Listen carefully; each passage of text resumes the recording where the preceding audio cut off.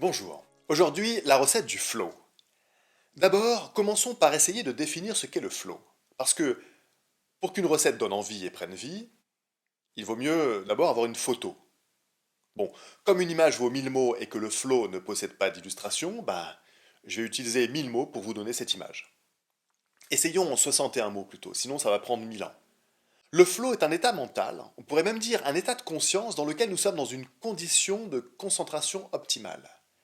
Cette concentration a lieu lorsque nous réalisons une activité qui nous intéresse, ni trop facile ni trop difficile, mais qui demande tout de même certaines compétences. C'est un état au cours duquel nous ne voyons pas le temps passer et qui procure même du plaisir. Il y a également la notion de progrès, d'objectif et de finalité à long terme qui interviennent. C'est une expérience intense. Il faut que ce que l'on fait à ce moment-là compte pour nous. On rencontre l'état de flow notamment chez certains musiciens, peintres et sportifs totalement absorbés dans leur pratique bouillonnante, mais le flow peut aussi être rejoint en bricolant ou en faisant une recette de cuisine élaborée. Quelle transition magnifique.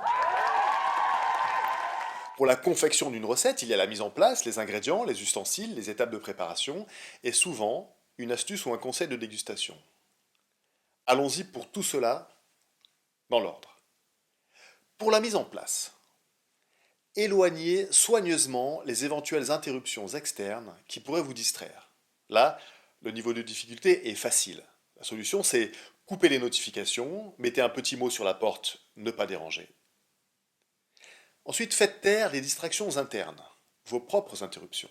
Là, le niveau de difficulté est moyen. Les solutions sont s'entraîner à la pleine conscience, ne pas commencer en ayant faim, ce qui est une mauvaise idée, avoir de quoi rester hydraté, ce qui est une bien grande formule pour un simple verre d'eau, tout ça pour ne pas avoir à s'interrompre en cours de route.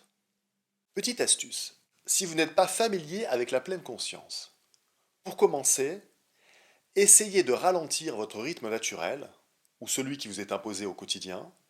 Faites appel à vos sens plutôt qu'à votre pensée et concentrez-vous sur votre respiration pendant quelques minutes avant de commencer la recette. Pour ce qui est des ustensiles nécessaires, un smartphone en mode avion fera très bien l'affaire. Après tout, à un moment donné, vous aurez bien envie d'avoir l'heure, d'écouter de la musique ou de prendre une photo de votre progression, non? Les smartphones sont parfois aussi là pour ça, n'est-ce pas? Venons-en aux ingrédients.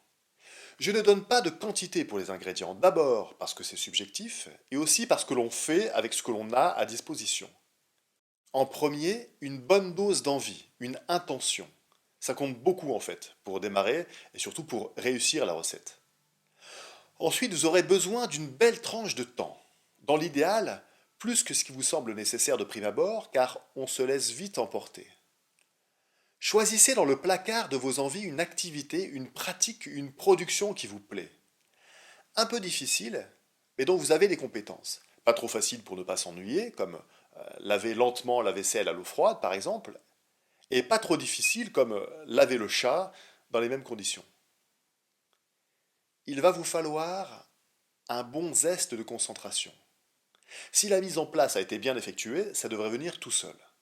Et aussi, vous devrez vous autoriser à laisser caraméliser votre plaisir, plaisir qui devrait venir tout aussi naturellement. En option, vous pouvez aromatiser le tout d'un fond musical pas trop intrusif, de préférence sans parole ou refrain qui reste dans la tête, comme celui qui vient de vous venir en tête à l'instant, sans que vous l'ayez voulu si vous avez pensé trop fort. Pour ce qui est des étapes de préparation, débutez tranquillement votre activité à feu doux en sachant que vous ne serez pas dérangé, que vous n'allez pas devoir vous interrompre et que vous aurez tout le temps nécessaire. Laissez décanter. Concentrez-vous sur l'objet de votre pratique, l'esprit tranquille. Sans vous mettre la pression, faites frémir l'objet de votre envie, visualisez le but, l'objectif à atteindre ou tout simplement le chemin à accomplir pour vous en rapprocher. Commencez à infuser le sentiment de grande clarté par rapport à ce qui doit être fait. Continuez à laisser mijoter tout le temps dont vous avez besoin jusqu'à absorption complète de votre concentration. Faites ensuite revenir à feu soutenu la sensation de plaisir d'être dans l'attention portée au moment présent. Maintenez vos actions tout le temps qui vous sera nécessaire pour mener à bien le résultat à atteindre. Et là, tadam, au bout de quelques temps à faire dorer tous vos ingrédients ensemble, vous aurez atteint cet état désiré. Petite astuce de préparation. Si vous le pouvez, choisissez un moment dans la journée ou dans la semaine où vous savez que vous êtes le plus en forme.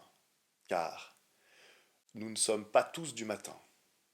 Et petite astuce de dégustation, quand vous aurez atteint votre état de flow, souvenez-vous de comment vous êtes arrivé dans cet état, pour pouvoir y revenir plus tard, quand vous le voudrez. Bon appétit et merci de m'avoir écouté.